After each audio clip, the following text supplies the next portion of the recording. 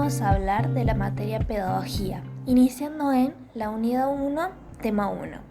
Pedagogía etimológicamente deriva del griego paidos, que significa niño, y agein, que significa guiar, por lo que el pedagogo es todo aquel que se encarga de instruir.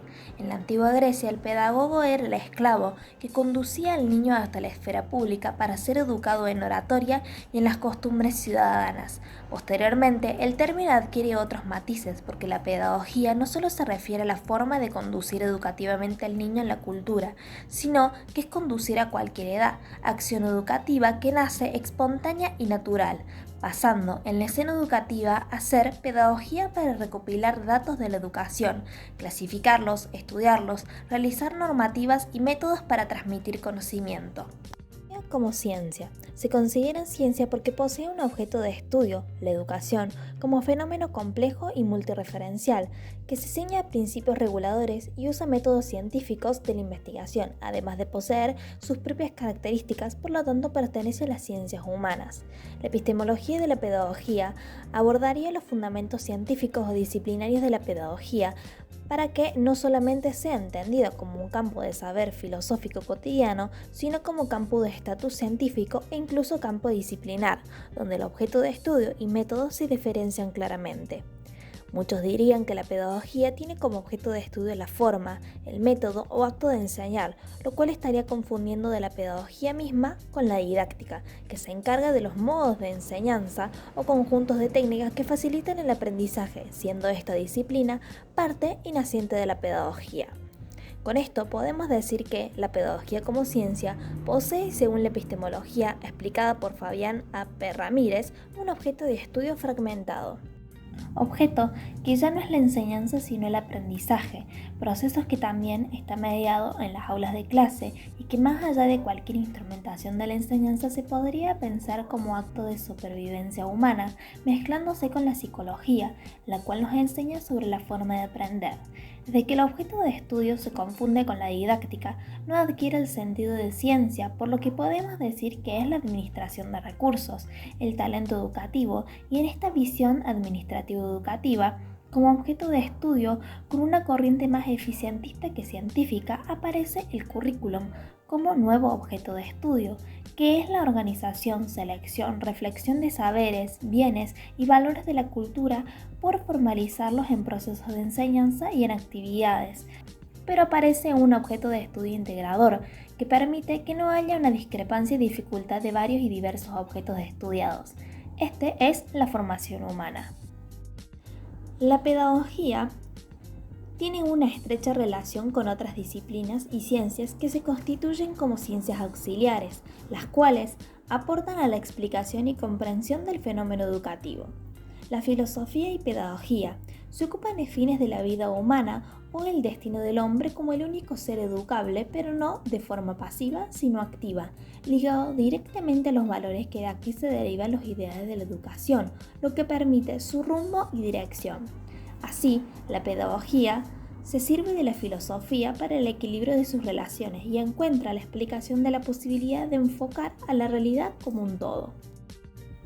La biología y pedagogía es la primera ciencia con la que se relaciona, ya que no es posible pensar en la formación del hombre si previamente no se conoce su estructura morfológica, sus características, comportamientos, su capacidad de adaptación y los momentos de su desarrollo.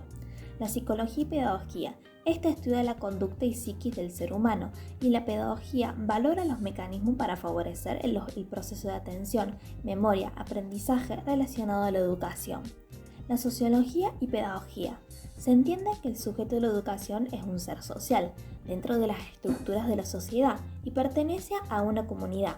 La pedagogía toma a este ser para proyectarlo como un ente productivo, económico, propositivo de cambio, el alumno como protagonista y no como receptor. Unidad 1, tema 2. Historia de la escuela no tan común. Las primeras escuelas. Desde la fundación de Buenos Aires en 1550, en la cual el maestro Garay comenzó una especie de escuelita, la escuela como tal comienza en el siglo XVIII, con las escuelas parroquiales, y en 1780 están las escuelas del rey, que luego de la Revolución de Mayo pasan a ser las Escuelas de la Patria, 1810. A la mitad del siglo XIX, con la llegada de Sarmiento, se termina de articular el sistema educativo. Las primeras escuelas solo admitían a los varones, blancos, católicos y en lo posible hijos de españoles. La escuela común, siglo XIX, contraposición con la época colonial. Subsiste la idea de que los indios y los castos tuvieran escuelas diferentes, pero para 1884 aparecen las escuelas comunes, la ley de educación obligatoria, gratuita y laica, a pesar de que seguía mal visto que los indígenas fueran a la misma escuela que los blancos. Los comunes podían ocupar cargos políticos y mandar. Este es el origen del comienzo de la independencia, lo que se complicaría con la llegada del inmigrante a comienzos del siglo XX. La escuela común y las mujeres. Cuando surge el sistema educativo comienza la llamada coeducación, educar en igualdad de condiciones, hombres y mujeres en las mismas aulas. En 1840, por la ley 1420, las escuelas son mixtas y a su vez podían estar a cargo de las maestras. La escuela para los diferentes. Las escuelas diferenciales eran para los diferentes, aquellos que no pueden aprender por X motivo.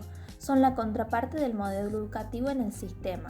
En 1910 surge la clasificación de alumnos y hasta de modelos médicos con la aparición de ciertas enfermedades en determinados momentos. La escuela del cuerpo. La escuela tiene como función educar a los cuerpos, cómo estar sentado 8 horas, cómo agarrar el lápiz, etc. Esto era así porque eran las condiciones para permanecer en industrias y fábricas. Así, la escuela tiene el papel de disciplinar para que se acepten las normas de estar en el mundo. En 1910 aparece el uso del guardapolvo como higiene, además de abatir las diferencias sociales y que no se noten en las escuelas, siendo también una manera de limpieza moral. La escuela se expande. En 1946 hubo una expansión matricular, el sistema educativo se expandió como nunca durante el peronismo. En este momento se logra la alfabetización masiva infantil y se modifica la universidad. El peronismo intenta plantear prácticas llamadas culturas y saberes plebeyos, o sea, los saberes de los sectores populares.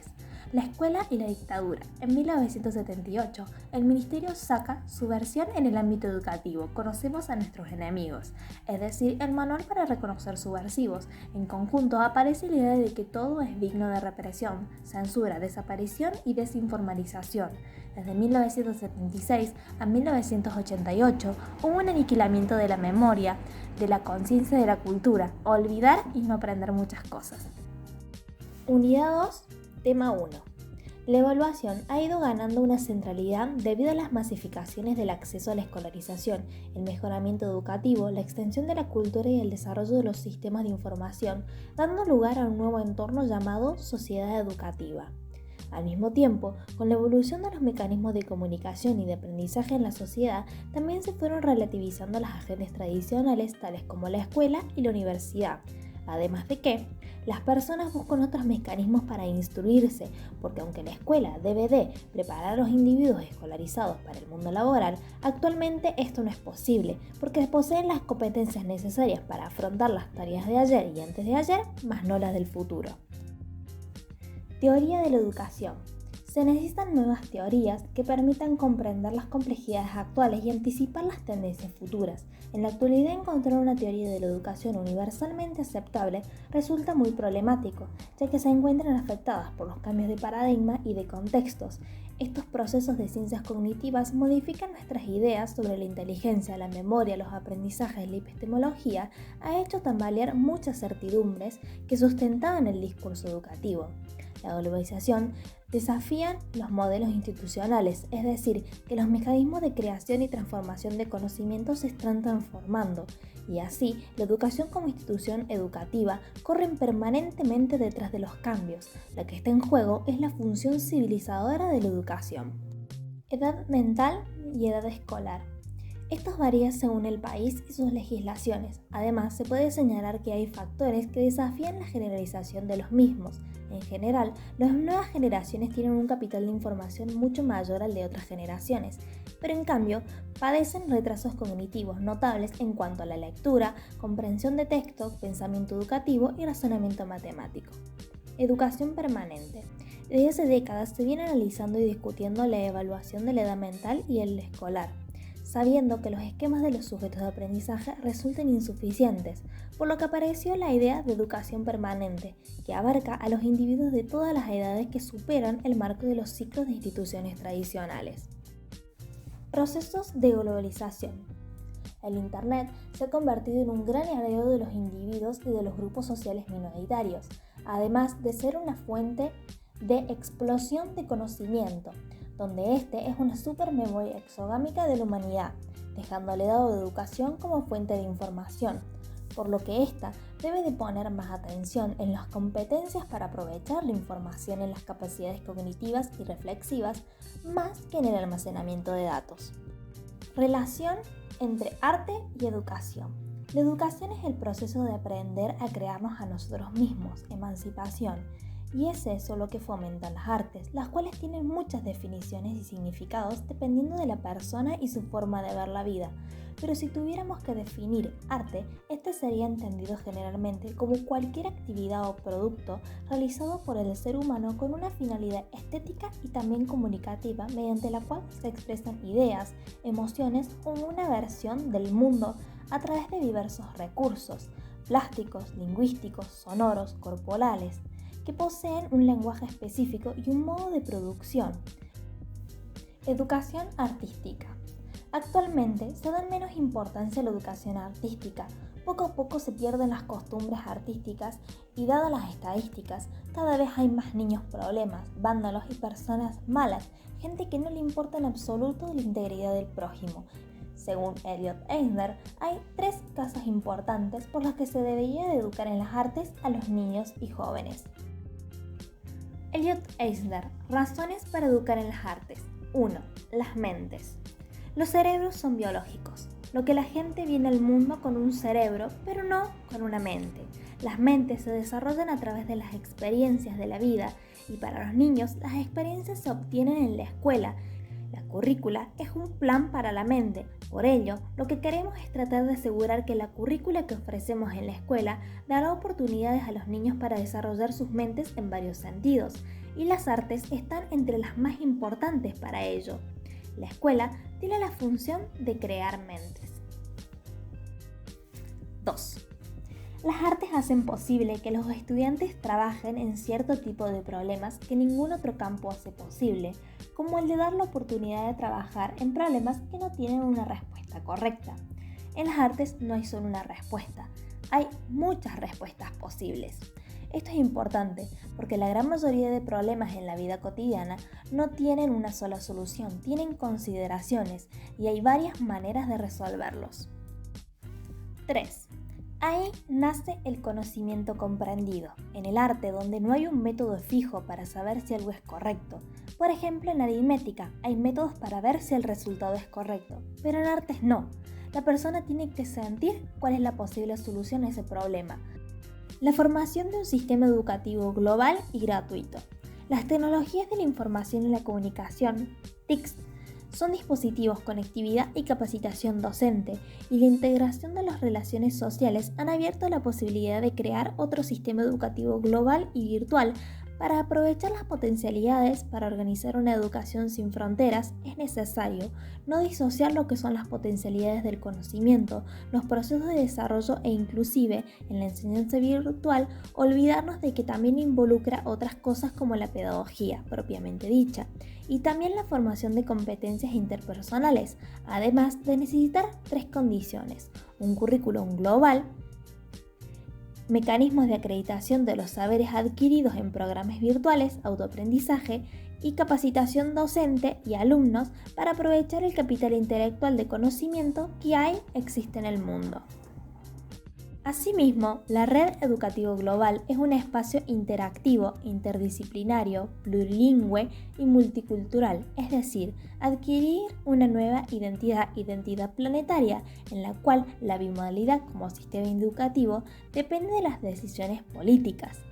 Desde el punto de vista de la educación y una nueva política de conocimiento, esta bimodalidad se pasa en la modalidad como una autonomía, un mayor alcance educativo para el alumno y profesores con cursos online, y en lo presencial, el docente como un guía para el aprendizaje que genera debates y un acompañamiento docente-alumno.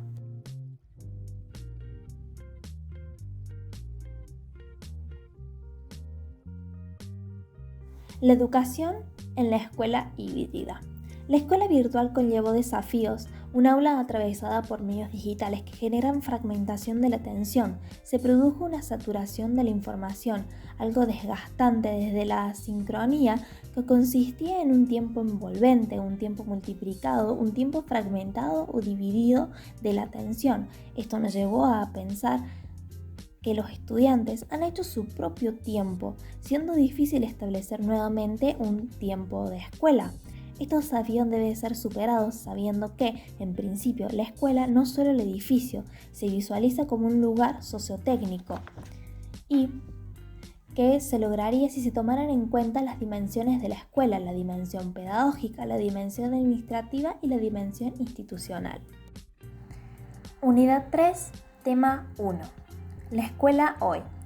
Hoy la escuela es una institución que viene siendo revisada y mucho se discute acerca de su importancia, del papel que debe cumplir en el mundo cambiante. Visualizando los problemas y ordenándolos en grandes grupos podemos señalar las acciones de la escuela y qué aspectos son los deficitarios. Primera crítica. Discute su aislamiento con respecto al medio, la escuela de encierro, construida a espaldas del tiempo presente y del mundo exterior, convierte al alumno en alguien receptivo, así la crítica va directo a la forma de escolar. Segunda crítica. Discute pensando en el sistema educativo en conjunto. El papel de la escuela cumple en la reproducción de las desigualdades. Por ello, se plantea la necesidad de la revisión del recorte cultural, abriendo la pregunta de quién define lo que la escuela enseña y a los intereses de quién debe de responder. Tercera crítica. Dirige a la homogeneización, señalando que la escuela no respeta las diferencias entre sujetos. La discusión también va desde el reclamo por un currículum multiculturalista, presentar los saberes de modo tal que tengan en cuenta las diferencias de los sujetos. Cuarta crítica. Esta impugnación va dirigida a las cualidades de la enseñanza que en la escuela se imparten. Se mide a partir de dos variables, la influencia de formación que la escuela brinda para resolver nuevas demandas del mercado y la falta de actualización de los saberes escolares frente al avance de las TICs. Quinta crítica, es la acusación de que la enseñanza ha dejado de invadirse por los problemas sociales. Se la acusa de haberse convertido en un lugar de contención y por ello ha dejado de ocuparse de enseñar. La escuela ha cambiado, ya no enseña, asiste. Sexta crítica. Acusa a la escuela actual de que se ha dejado permear por la crisis de valores propios de la sociedad. La escuela constituye un modo histórico, por lo tanto, constituyente de traspasar la cultura. En general, las sociedades delegan en la escuela la función de transmitir a los nuevos las claves para incluirse en ella. Así podemos decir que no es sencillo dirimir si la escuela debe de enseñar lo del pasado o lo del futuro. Por ello, esto ofrece un modo de dialogar con el mundo y asume la responsabilidad de acercar a los jóvenes al mundo mismo para convertirlos en parte de este. En una sociedad desigual como la nuestra, la escuela sigue siendo un espacio dirigido a todos con la capacidad de abrir mundos. De nosotros depende. Unidad 3, tema 2. Diversidad en la escuela. La diversidad suma, pero hay que hacer cosas para que suceda. Vivimos en una escuela homogénea, un sistema único de la década del 80, donde se intentaba homogeneizar sin incluir a las diferencias. Para lograr en el aula la inclusión de todos los alumnos, hay que aceptar la diversidad que ya existe. Además de 1. Considerar los diversos contextos de los sujetos. No solo hay que mirar al sujeto que aprende, sino también a sus condiciones pedagógicas, en los contextos que aprende y tiene lugar su escolarización. 2. Diversificar los contenidos. No hay dos alumnos iguales, pero eso no nos debe llevar a generar una enseñanza personalizada, ya que no se trata de adaptar la clase al alumno, sino de generar una clase lo suficientemente flexible para que todos los alumnos puedan incluirse desde su propia diversidad. 3. Modificar las estrategias de enseñanza. Hay que generar una opción de actividades sobre un mismo tema con la posibilidad de elegir qué hacer, ayudando a tomar decisiones y conciencia de lo que significa elegir, qué se gana y qué se pierde, sumado a una actividad metacognitiva. 4. Diversificar las evaluaciones. Con el uso de diferentes recursos o formatos para demostrar los conocimientos, para evaluar, se debe de dar un contenido en común y ofrecer a los alumnos una respuesta a la consigna, como cada uno demuestre lo aprendido. 5. Capacidad de agrupamiento. Es como nos apropiamos del espacio como docentes, la forma que habitamos un espacio con los estudiantes puede favorecer en las dinámicas de intercambio y de aprendizaje. Para que la diversidad sume, tenemos que enseñar a dialogar entre los que piensan diferentes, para hacer una escuela que forme ciudadanos que puedan dialogar y escuchar. Esto puede hacerse mediante enseñanza colaborativa. 6. Diversidad de tiempo. La escuela inclusiva. Decimos que hay que educar en valores de amor, tomando según Humberto Murata como una relación donde se legitima sin exigencias, una acción que constituye al otro como legítimo otro en convivencia con uno, y hablamos de respeto y tolerancia porque son fundamentales para la convivencia. Cuando hablamos de convivencia, hablamos de educación y esta supone un proceso de humanización, por lo tanto lleva implícito el respeto y la participación. Así, el espacio educativo es el lugar donde se respeta al otro. Sin educar es o convivir, es necesario un proyecto que nos permita aprender a convivir. Proyecto de educación. Este no existiría sin compromiso ético, que se constituye en la preocupación por las consecuencias que tienen las acciones de uno sobre el otro como legítimo otro en convivencia. Por este mismo compromiso ético, el conocimiento no puede ser entendido ni usado como un instrumento de dominación. Teniendo en cuenta esto, necesitamos un nuevo modelo educativo inclusivo que sea capaz de educar a una ciudadanía comprometida con la diversidad para llegar a construir una sociedad inclusiva. A su vez, hablar de educación inclusiva es hablar de barreras que impiden la educación, y estas hay 3 tipos. Barreras políticas son las contradicciones entre leyes respecto a la educación de las personas, como por ejemplo educación para todos, pero también educación especial. Este tipo de contradicciones oscurecen la construcción de una escuela inclusiva. Barreras culturales, cultura generalizadora, basada en una clasificación diagnóstica pese a que no es fiable. Para cambiar esto debemos de dejar en claro la inteligencia se construye gracias a la cultura y el diagnóstico sirve para orientar a las competencias cognitivas y culturales que el alumnado requiere. Las barreras didácticas. La primera, la competitividad en las aulas frente al trabajo cooperativo. Segunda, el currículum basado en dar información y reglas y no basado en el aprendizaje para resolver situaciones problemáticas. Tercera, la organización espaciotemporal, requiriendo una organización de proyectos e investigación donde el alumnado se ayuda mutuamente. Cuarta, la necesidad de reprofesionalización del profesorado para la comprensión de la diversidad. Quinta, la escuela pública y el aprender participativo entre familia y profesorado. Este proyecto es una utopía que nos impulsa a seguir caminando. Unidad 4, tema 1. Escuela tradicional, escuela moderna. La escuela tradicional, creada en la era industrial, tomó como base la metodología que se usaba por aquella época en las fábricas e industrias. El alumno o pupilo era un mero número que tenía como único estímulo el castigo, la disciplina y los exámenes. Este se situaba en el aula individualmente en mesas separadas, teniendo delante únicamente al docente, quien era la máxima autoridad, la figura a imitar, la que no debía de salirse de lo citado en el currículum. La metodología, por otro lado, no variaba en las clases, realizándose siempre bajo técnicas magistrales, denominándose dicha disciplina magistrocentrismo. Por último, la familia no tenía peso en la sociedad educativa y la educación estaba fragmentada, segmentada según el nivel cognitivo del niño. La escuela moderna. Inspirada en el libre pensamiento, el profesor es una brújula, una guía, un apoyo para acompañar al alumno en su etapa estudiantil. El docente tiene que generar motivaciones y conseguir la atención de los alumnos con actividades dinámicas. Para ello, tiene el apoyo de un currículum más abierto y flexible. Hoy, una nueva relación alumno-docente se basa en la confianza, aunque sin traspasar la relación asimétrica. La familia, por otro lado, empieza a tener importancia, ya que se busca su participación para fomentar el desarrollo emocional del niño. Aparecen las TICs. Unidad 4, tema 2. Entre sus intereses, Foucault pone énfasis en la relación del poder y el saber, a través del tópico saber es poder. Se pregunta, ¿cómo actúa el saber para articular el poder? Un grupo de poder establece qué es la verdad, pero no existe una verdad absoluta. El saber es lo que un grupo de personas comparte y decide como verdad. Esta verdad define lo correcto, lo incorrecto, la bondad y la maldad. A través de esta verdad, el poder disciplinario controla la voluntad y el pensamiento de un proceso de normalización. Esto implica controlar, enumerar a los individuos para que cumplan su rol en el cuerpo social. Se usa el lenguaje que se apoya en definir algo por su opuesto.